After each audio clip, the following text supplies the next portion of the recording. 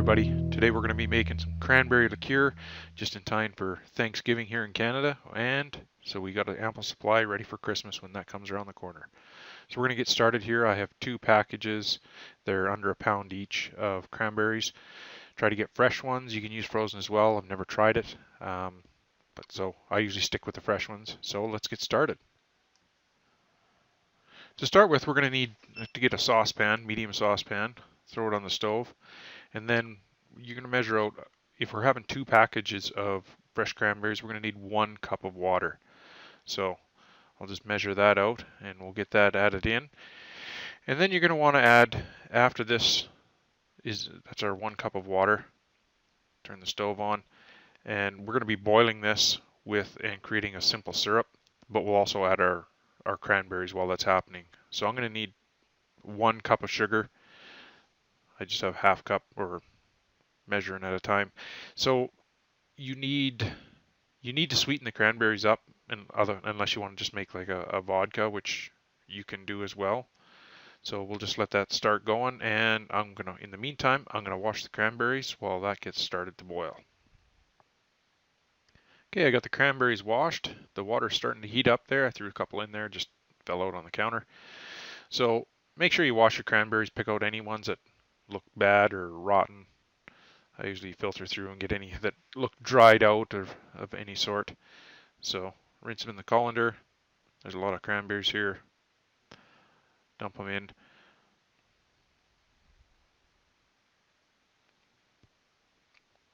It doesn't matter if it's higher than the pot. They're going to cook down. Put the lid on so that they can steam, and we'll stir them here in a bit. All right. Be back after that starts. So as it's cooking, pull the lid off once in a while, give it a stir around. It's still heating up, but it is boiling down on the bottom. The top berries are still pretty stiff, but the lower ones are starting to soften up. So just keep giving it a stir every minute or two, and you'll be able to pack it down a little bit as it goes. So just don't forget about it, because it will burn. There's a lot of sugar in there, and that's the last thing you want. Oh, found a nasty one. Get rid of that. But for the most part, we can leave it, because there's so many in there, we can leave it covered up until we're ready. Okay, it's been a few minutes now. As you can see, things are boiling pretty good. And the berries are starting to cook down quite a bit, so I'm stirring quite a bit. You'll notice that the berries start to crack open. Here's an example of one. You can see a split on the side, and it doesn't quite sound like popcorn popping, but you can definitely hear them popping open.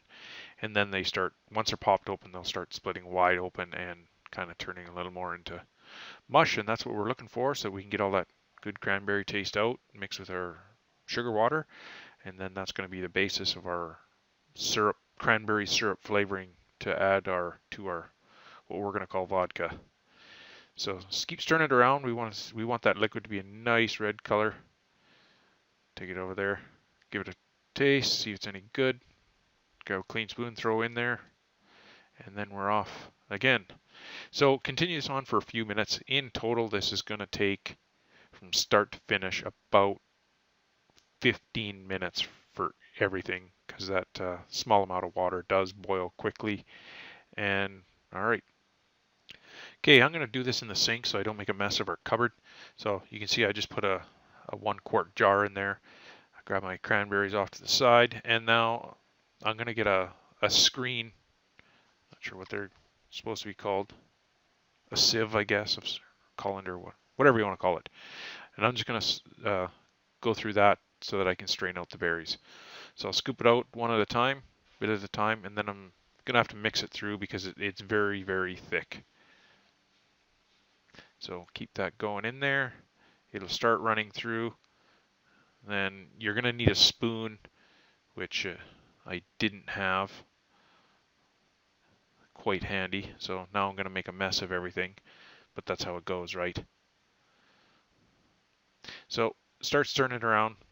You'll start getting all your stuff through, and you actually end up, instead of being all syrupy, you're going to end up with a dry paste or pastier of the berries, which is great if you have turkey coming up, which we do. So I'm going to put that, I'll store that and keep that for the turkey dinner.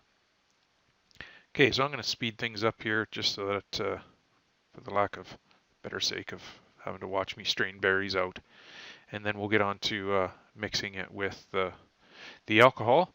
So we'll just let this go, and I'll be right back when we're done. Okay, we're all done making a mess, so let's get some alcohol added. So I got my Kirkland vodka, which we're going to call it vodka, like I said. And we add a little bit to the mixture because it was very thick, so give it a quick stir. It's pretty thick to try to get through a funnel into the bottle if you don't add any alcohol to it to begin with. I'm not going to strain it out any thinner than what it is. It was almost like a unset jam at the time. As you can see, it even looks pretty thick pouring in with being half alcohol, half of the cranberry syrup. So we'll top it up with our vodka and give it a good shake to mix it up. You can see it's pretty thick down at the bottom with how much alcohol is going in on top.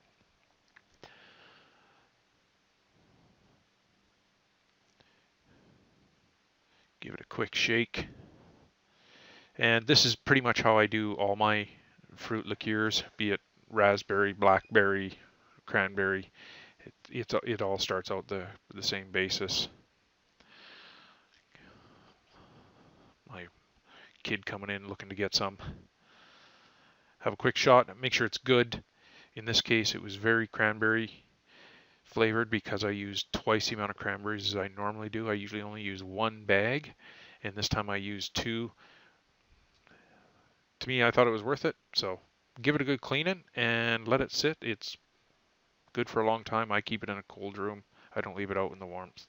So anyways, enjoy and happy Thanksgiving.